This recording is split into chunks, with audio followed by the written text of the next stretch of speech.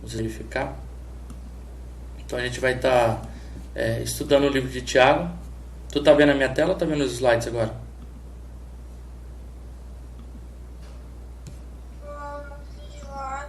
Eu não tô vendo. Tá. E agora? Ah, agora sim. Agora sim? Tá. Aham. Beleza. Vamos lá então. Tá. Eu não tô conseguindo nem gravar e nem fazer a transmissão. Tá. Então a gente está aqui, né? Primeira apresentação ali pra gente começar o nosso estudo, tá? Então hoje a temática aqui que a gente vai conversar um pouquinho é a respeito do capítulo 4, e o capítulo 4 vai falar de algumas situações que estavam acontecendo na igreja ali para a qual Tiago escreve, né? Se a gente ler os 3 primeiros versículos, a gente vai entender já uma introdução do que estava acontecendo mesmo na igreja ali para onde Tiago escreve, para as 12 igrejas, né? Então eu queria começar lendo os versículos de 1 a 3. Então os versículos de 1 a 3, se a gente olhar lá em Tiago, então 1 a 3 diz assim: de onde procedem as guerras e brigas que há entre vocês? De onde, senão dos prazeres que estão em conflito dentro de vocês? Vocês cobiçam e nada têm, matam e sentem inveja, mas nada podem obter. Vivem a lutar, a fazer guerras, nada têm, porque não pedem. Pedem e não recebem, porque pedem mal para esbanjar em seus prazeres. Então, claramente, o que a gente vê aqui é que Tiago está percorrendo um assunto que, na verdade, é continuidade do capítulo 3, que é a sabedoria posta em prática, né? Como a igreja deveria utilizar da sabedoria para colocar em prática. E o fruto dessa sabedoria posta em prática, a gente viu em Tiago 3, ali do versículo 13 a 18, não é a contenda, ou a desordem, mas é a paz, né? Então, por 3 vezes, ali, né, nesse último trecho do capítulo 3, Tiago ele enfatiza a importância de uma sabedoria que traz ordem e paz para a igreja, né? Uma sabedoria que traz ordem e paz para a igreja. No entanto, o que parece aqui no versículo 1, né, de onde procedem as guerras e briga que há entre vocês, essa pergunta me parece que Tiago ele tá pressupondo, ele está sabendo de que a sabedoria que reinava, ou a sabedoria que estava sendo utilizada para eles, na verdade era uma sabedoria que estava sendo utilizada para contenda, ou seria uma falta de sabedoria, né? E de que estava acontecendo então muitas guerras e contendas entre eles, né? Então, a palavra aqui para contenda, né, marré, ela pode ser entendida em 3 âmbitos. Então a gente não sabe ao certo que tipo de contenda estava acontecendo na igreja, mas a palavra aqui ela pode ser tanto como ela é utilizada no sentido de uma luta corporal, então uma luta mesmo, uma briga, né, entre 2 pessoas. Ela pode ser entendida, como em Jeremias 73:5, como uma guerra militar, tá? Ou no sentido mais geral, no sentido de contender, ou uma disputa no caráter verbal. Aqui a gente não sabe ao certo que tipo de contenda estava havendo na igreja, né?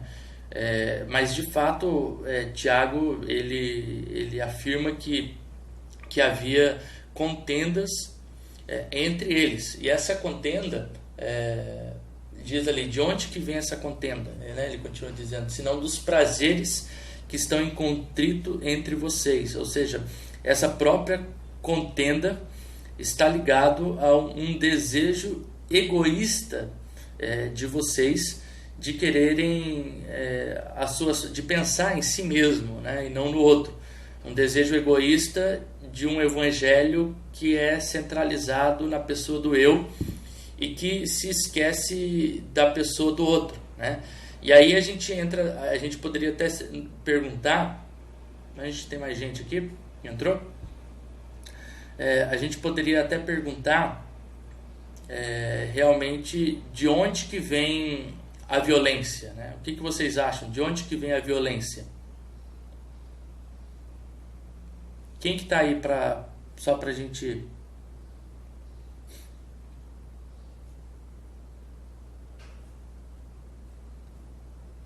Consegue me escutar?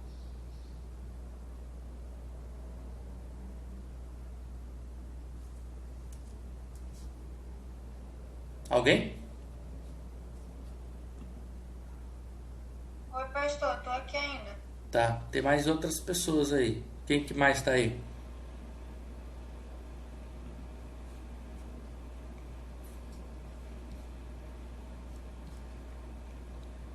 Tá achando? Tá, então, o que a gente percebe aqui é que há uma contenda, que nasce da própria cobiça, né? Dos prazeres internos das pessoas, e essa contenda, então, a gente pode perguntar, né? O que tu acha, Ellen? Da onde que vem tanta violência, né? No nosso mundo. Essa aqui tem sido uma imagem que tem marcado um pouco o nosso tempo, né? Agora, em junho, dia 22, saiu essa capa de revista, né? Na New Yorker, que ali tem a imagem do George Floyd, né? Esses acontecimentos aí que aconteceram recentemente.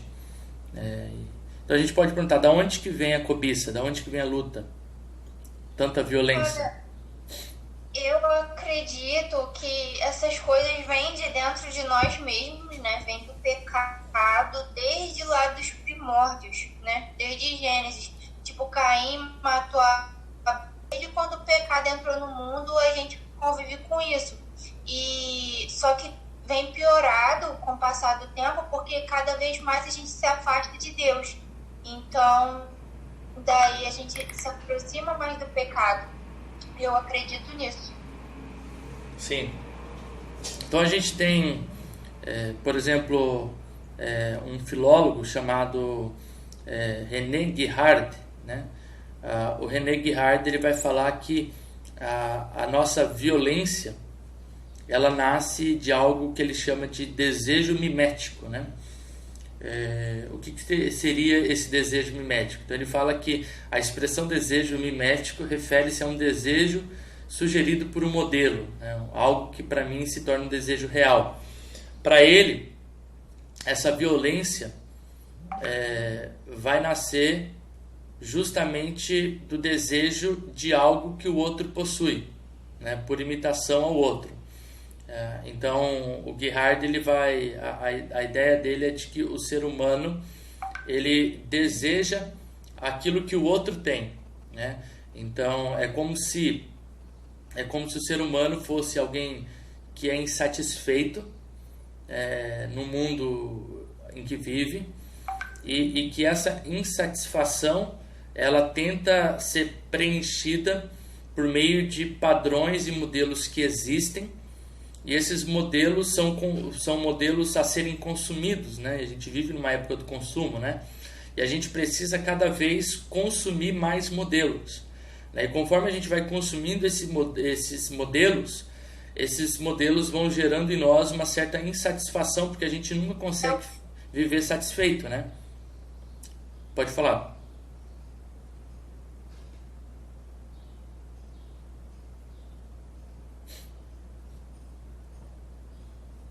Tu ia falar alguma coisa? Eu não. Não? Tá. Então, assim, o que a gente vê é que o desejo, ele nasce, então, a violência, ela nasce do desejo de algo que o outro possui, né? Por imitação a esse outro, né? Seria essa fonte. E é isso que o Tiago está falando, né? O Tiago está falando aqui que o desejo, ele nasce, o termo que ele utiliza aqui, da hedonê, né? A hedonê tem a ver com aquele sentimento hedonista, o sentimento de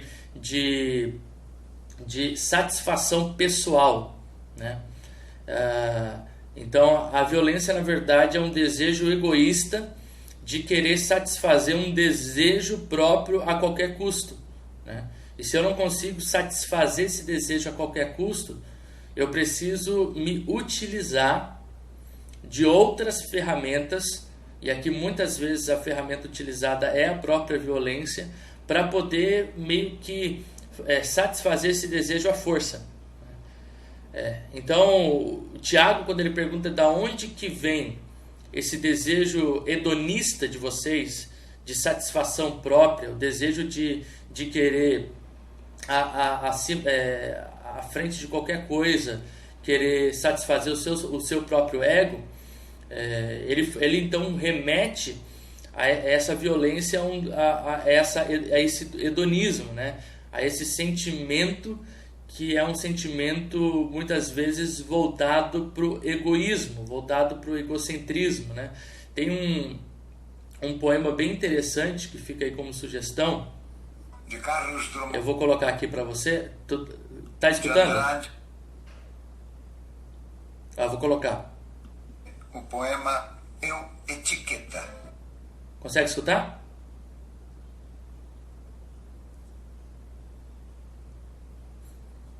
Eu vou colocar aqui, qualquer coisa se não estiver escutando, tu me fala, tá? Em minha calça está grudado um nome que não é meu de batismo ou de cartório, um nome estranho. Meu blusão traz lembrete de bebida que jamais pus na boca nesta vida. Em minha camiseta, a marca de cigarro que não fumo, até hoje não fumei. Minhas meias falam de produto que nunca experimentei, mas são comunicados aos meus pés. Meu tênis é proclama colorido de alguma coisa não provada por este provador de longa idade. Meu lenço, meu relógio, meu chaveiro, minha gravata e cinto, e escova e pente, meu copo, minha xícara, minha toalha de banho e sabonete, meu isso, meu aquilo, desde a cabeça ao bico dos sapatos, são mensagens, letras falantes, gritos visuais, ordens de uso, abuso, reincidência, costume, hábito, premência, indispensabilidade, e fazem de mim homem anúncio itinerante, escravo da matéria anunciada. Estou na moda. É doce estar na moda, ainda que a moda seja negar minha identidade, trocá-la por 1000, assambarcando todas as marcas registradas, todos os logotipos do mercado. Com que inocência demito-me de ser eu, que antes era e me sabia tão diverso dos outros, tão mim mesmo, ser pensante, sentinte e solidário com outros seres diversos e conscientes da sua humana, invencível condição. Agora sou anúncio, ora vulgar, ora bizarro, em língua nacional ou em qualquer língua, qualquer principalmente, e nisto me comprazo, tiro glória de minha anulação. Não sou, vê lá, anúncio contratado, eu é que mimosamente pago para anunciar, para vender em bares, festas, praias, pérolas, piscinas e bem à vista exibo esta etiqueta global no corpo que desiste de ser veste e sandália de uma essência tão viva, independente, que moda ou suborno algum a compromete. Onde terei jogado fora meu gosto e capacidade de escolher, minhas idiosincrasias tão pessoais, tão minhas que no rosto se espelhavam, e cada gesto, cada olhar, cada vinco da roupa resumia uma estética. Hoje sou costurado, sou tecido, sou gravado de forma universal, saio da estamparia, não de casa. Da vitrine me tiram, recolocam, objeto pulsante, mas objeto que se oferece como signo de outros, objetos estáticos, tarifados. Por me ostentar assim, tão orgulhoso de não ser eu, mas artigo industrial, peço que meu nome retifiquem. Já não me convém o título de homem. Meu nome novo é Coisa. Eu sou a coisa, coisamente. Acho que esse poema do Carlos Drummond de Andrade, ele retrata bem justamente essa sociedade de consumo que a gente vive, onde a gente é influenciado por tantos desejos e por tantos modelos, né, que é aquilo que o René Girard chama de desejo mimético, né, e a gente incorpora tudo isso na gente, que a gente começa a viver como uma pessoa totalmente insatisfeita. A gente começa a viver como pessoas que não conseguem mais ter aquilo que a Bíblia chama de contentamento, né? Contentamento é a capacidade, como o próprio apóstolo Paulo falava, né? De conseguir estar feliz ou contente em qualquer circunstância, né? Porque o contentamento, ele não depende da circunstância. Ele não depende se eu tenho ou não tenho um carro bom, se eu consigo ou não pagar a minha conta, se eu tenho ou não um emprego, se eu tenho ou não um casamento bom, né? O verdadeiro contentamento, a partir de uma perspectiva bíblica, ele nasce de uma relação pessoal com Cristo, né? Uma relação pessoal com Deus. E é essa relação que vai trazer um verdadeiro contentamento, porque a gente entende biblicamente de que tudo aquilo que a gente possui, tudo aquilo que a gente não possui também nesse mundo, ele é transitório, ele é passageiro, né? Então, nesse sentido, o meu esforço, ou a minha motivação, ela não deveria estar baseada nas coisas que a gente experimenta aqui nessa vida, mas elas deveriam estar baseadas naquilo que a gente tem, ou aquilo que a gente é enquanto cristão e filho de Deus, né? São essas coisas que deveriam ocupar a nossa mente e de que deveriam então satisfazer e trazer contentamento. Mas a gente vive numa época onde as pessoas vivem insatisfeitas, né? E essa insatisfação é justamente o que muitas vezes provoca uma violência no mundo, né? Seja essa uma violência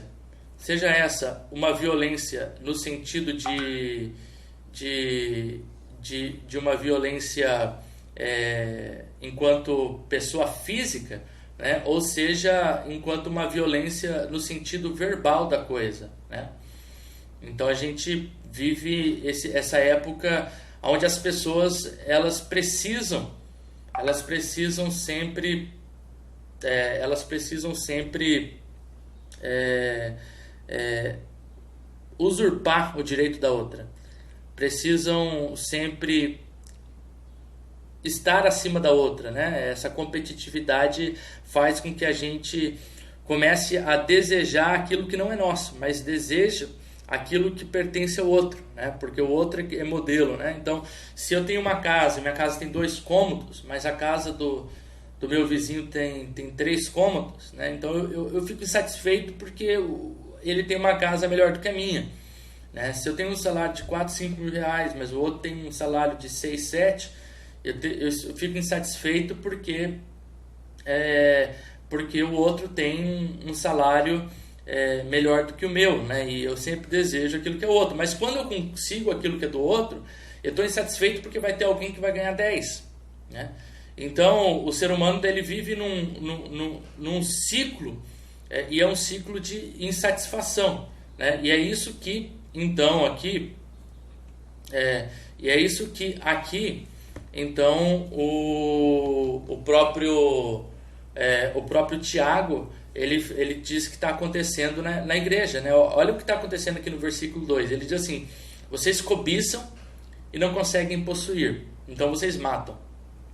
Vocês ambicionam e não conseguem obter, então combateis e fazeis guerra, né?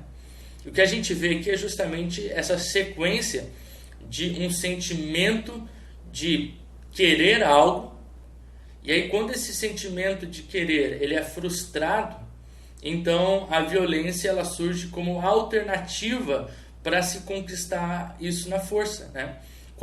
Vocês cobiçam, não conseguem, então matam. Vocês têm ambição, não conseguem obter, então vocês fazem guerra por conta disso, né? Então é um sentimento de frustração, dessa insatisfação, que gera um sentimento natural de violência, né? E aqui então Tiago, ele começa a partir do versículo 4, justamente a combater esse tipo de ação, de ação mundana que estava acontecendo na igreja.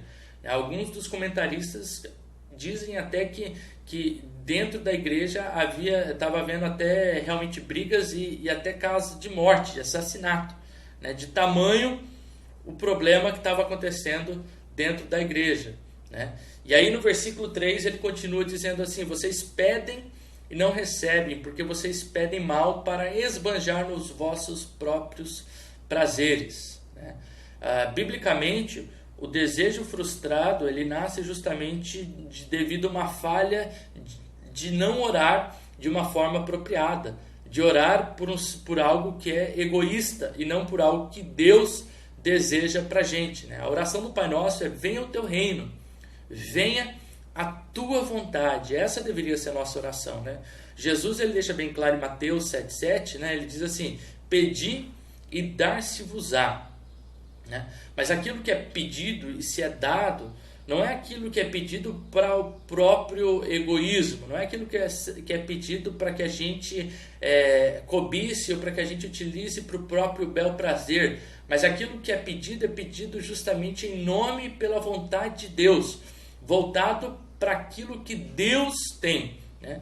Nesse sentido, a oração, ela serve justamente para nos ajustar no propósito daquilo que Deus tem para a nossa vida, né? Então esse é o sentimento e é muitas vezes aquilo para que serve, né? O Hort, ele diz que Deus não concede apenas dádiva, mas ele dá também o prazer dessa dádiva, né? Prazer que não contribui para nada além de si. Não é o que ele dá em resposta à oração. Antes, ele dá justamente aquilo que é melhor, aquilo que é da sua vontade. A partir do versículo 4, a gente começa a ter uma mudança de paradigma. Então, do versículo 1 a 3, Tiago está voltando para a igreja e está falando: por que vocês estão contendendo? Por que vocês estão brigando entre vocês? Será que essa briga que está acontecendo entre vocês não nasce de um desejo egoísta? Um desejo egoísta de satisfazer a própria carne, de satisfazer o próprio eu, de satisfazer as próprias necessidades, de desejar aquilo que é do outro e então entrar em briga, entrar em contenda, né? E aí a partir do versículo 4 ele então começa a chamar essas pessoas para um arrependimento, né? E ele diz assim, então lá no versículo 4: gente infiel, vocês não sabem que a amizade do mundo é inimizade contra Deus? Aquele, pois, que quiser ser amigo do mundo, se torna inimigo de Deus. Ou vocês acham que é em vão que as Escrituras dizem: é com ciúme que anseia por nós o Espírito que Ele fez habitar em nós, né? Então, Tiago, ele começa a chamar essas pessoas para um arrependimento. A palavra utilizada aqui, infiel, é a mesma palavra utilizada no Novo Testamento para adúltero, né? Adúltero, ou seja, alguém que mantém relação de infidelidade com o seu parceiro. Essa imagem de adultério, ela é muito utilizada no Antigo Testamento. Por exemplo, em Oséias, a gente tem então lá a cena do casamento do profeta com uma prostituta infiel, que é utilizado para espelhar justamente a infidelidade de Israel diante do Senhor, né? Oséias significando então como se fosse Deus, né? Que é casado com uma igreja que é infiel a ele, né? Então, por várias vezes a gente tem essa cena de um povo que é infiel a Deus. E aqui no versículo 4, então, ele traz essa mesma imagem, né? A imagem do adultério, gente infiel, gente adúltera, né? Para o Augusto Nicodemos, o termo aqui se refere a uma mulher que dorme com o inimigo de seu marido, fazendo assim requintes de crueldade, né? É como se Deus estivesse dizendo assim: será que isso que vocês estão fazendo não é uma infidelidade ao meu nome? Não é uma espécie de adultério ao meu nome? E por que vocês têm vivido de forma de adultério? Vocês têm vivido de forma de adultério porque vocês têm dormido com o mundo, né? É como se Tiago estivesse falando isso. Vocês estão vivendo assim porque vocês estão dormindo com o mundo. Vocês estão desejando aquilo que não satisfaz. Vocês estão vivendo a partir de um sentimento egoísta, que é um sentimento que não vai satisfazer esse egoísmo que há entre vocês, né? E aí então ele continua o texto dizendo assim: mas ele nos dá mais graça, né? Então no versículo anterior ele diz assim, né? Com ciúme que anseia por nosso espírito que faz habitar, né? E aqui então Tiago começa a dar a solução para o problema. Ele diz: mas ele, o Senhor, dá mais graça. Por quê? Porque ele resiste aos soberbos, ele resiste àqueles que são arrogantes, ele resiste àqueles que pensam apenas no bem próprio, ele resiste àqueles que pensam que o evangelho é um evangelho voltado para si, onde ele quer ganhar em cima do evangelho, como se o evangelho fosse uma mercadoria a ser adquirida. Ele resiste a esse, mas Deus dá graça àqueles que são humildes. Deus dá graça àqueles que submetem à sua vontade. Deus dá graça àqueles que se colocam não como superiores ao outro, mas àqueles que se colocam como inferiores ao outro. E aí então ele começa a dar alguns conselhos para essa igreja, dizendo: portanto, sujeitem-se a Deus e resistam ao diabo, e ele fugirá de vós. Cheguem perto de Deus, e ele se chegará de vocês. Limpem as mãos, e vocês que são indecisos, purifiquem o vosso coração.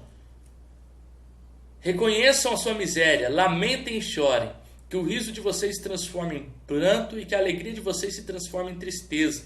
Humilhem-se diante do Senhor e Ele vos exaltará.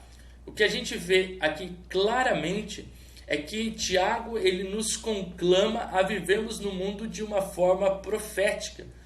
Conclama justamente a ter em nós não um sentimento de soberba, mas um sentimento de humildade que nos aproxima de Deus. Porque a soberba faz com que Deus se volte contra nós, mas a humildade faz com que Deus se aproxime de nós.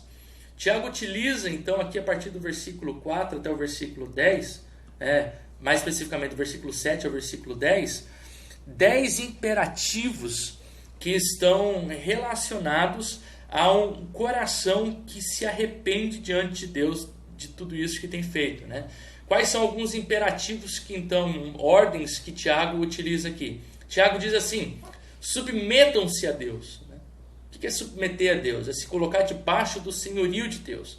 Parem de viver para o seu próprio egoísmo. Parem de viver apenas desejando as coisas materiais. Parem de viver apenas desejando aquilo que é do outro. Parem de viver com contenda entre vocês, mas submetam-se a Deus. Resistam ao diabo, né? Ou seja, tenham uma atitude vigilante na própria vida. Resistam o pecado ao ponto de vocês sangrarem. Resistam o pecado ao ponto de vocês morrerem pelo próprio Cristo. E quantas vezes a gente é tão frágil, no sentido de qualquer coisa a gente resiste, a gente já se faz o nosso próprio prazer, né? Faz aquilo que a nossa carne pede. Ele fala, então, depois que vocês se submeterem a Deus e resistir ao diabo, aproximem-se de Deus, porque Ele vai se aproximar de vocês, né? Limpem as vossas mãos e purifiquem o vosso coração, pessoas de mente duplas. Olha que interessante, né? Limpem não só o vosso coração, que é o cerne dos vossos desejos, que são desejos egoístas, mas limpem também as vossas mãos, que são mãos que praticam ações egoístas, mãos que brigam por coisas terrenas, mãos que, ao invés de preservarem a vida, preservam o próprio egoísmo, preservam aquilo que vocês têm como algo superior. Mas Tiago diz, limpem as vossas mãos, purifiquem os vossos corações, né? E aí ele continua dizendo, entristeçam-se, aflijam, enlutem, chorem. Olha que interessante, Parece que aquilo que essas pessoas têm feito, de viver uma vida baseado na satisfação própria, é algo que tem trazido alegria para eles. E aí Tiago, então, ele parece que numa forma de exortação, ele diz: se arrependam disso.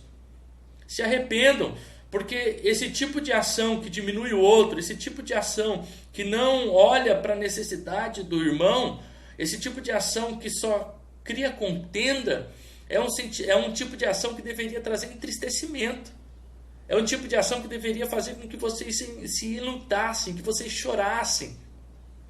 Porque quando vocês chorarem por aquilo que vocês têm feito ao seu irmão, então sim, e aí começam então algumas promessas, né? Então sim o vosso riso se transformará, chorem porque o vosso riso se transformará em choro, né? O vosso choro se transformará em riso, né? Sejam transformados, né?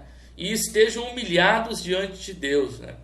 Então o que parece que Tiago está dizendo aqui é justamente que não é a ação de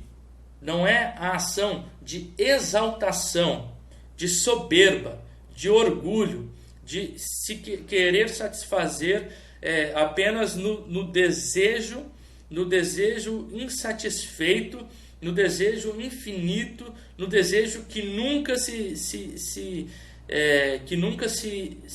finaliza, mas que sempre quer mais, no desejo de viver pelas coisas mundanas. Não é aí que a satisfação se encontra, não é aí que o contentamento se encontra, mas o verdadeiro contentamento se encontra na submissão a Deus, se encontra no arrependimento, se encontra naqueles que se humilham diante de Deus, naqueles que choram porque o meu próximo não tem a possibilidade de ter aquilo que eu tenho, porque o meu próximo não tem a possibilidade de se alimentar, porque o meu próximo não tem a possibilidade de ter relação com Deus.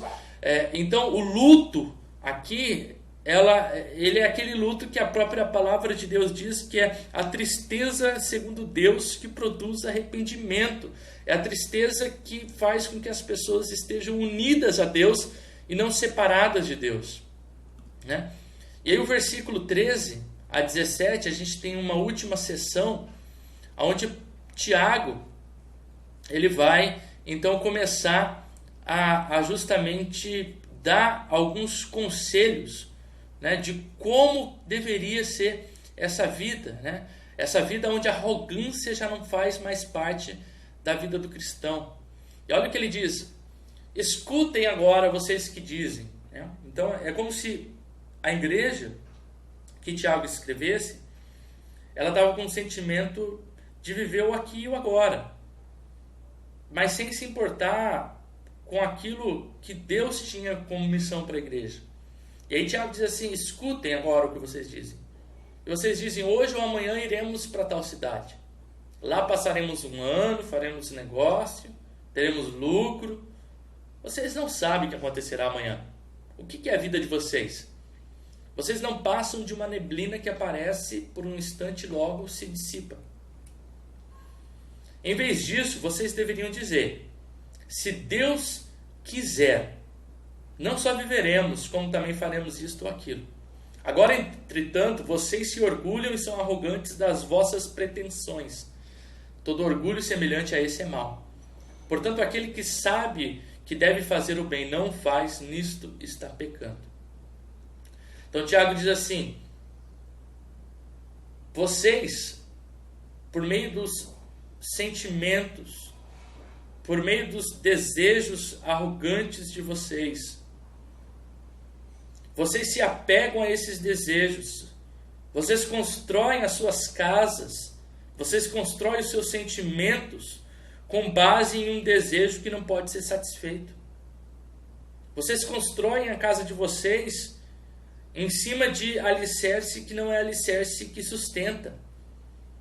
Porque vocês planejam a vida de vocês, mas vocês não sabem o que vão acontecer. E aí vocês ficam brigando em cima daquilo que vocês planejam. Vocês menosprezam o outro em cima daquilo que vocês planejam. Vocês fazem com que o outro se torne um objeto, como diz o Carlos Drummond de Andrade, né?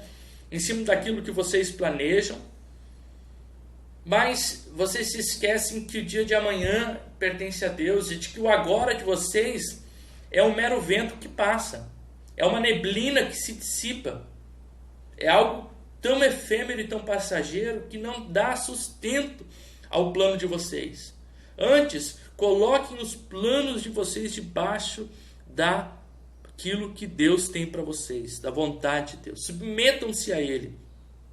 Não se orgulhem das vossas pretensões. Se orgulhem daquilo que Deus pode fazer por meio de vocês. Né? Nesse trecho aqui, não é em si a riqueza que Tiago condena, mas a arrogância. A arrogância de uma autoconfiança de alguém que se esquece de que a vida é transitória e insubstancial, de como o vento, tudo isso passa, e de que as riquezas ficam. Tiago coloca o cristão diante de uma situação da realidade. Este não deve ser alienado, se projetando para o futuro, de forma que não viva o seu presente, nem enclausurado apenas nas glórias do passado. Entretanto, o cristão é aquele que olha para frente, enxergando o seu futuro, mas o seu futuro é enxergado a partir da sua fé em Cristo Jesus. Tem uma fala do C.S. Lewis que eu acho bem interessante. Ele diz: o orgulhoso está sempre olhando para baixo, em pessoas e coisas. E claro, conforme este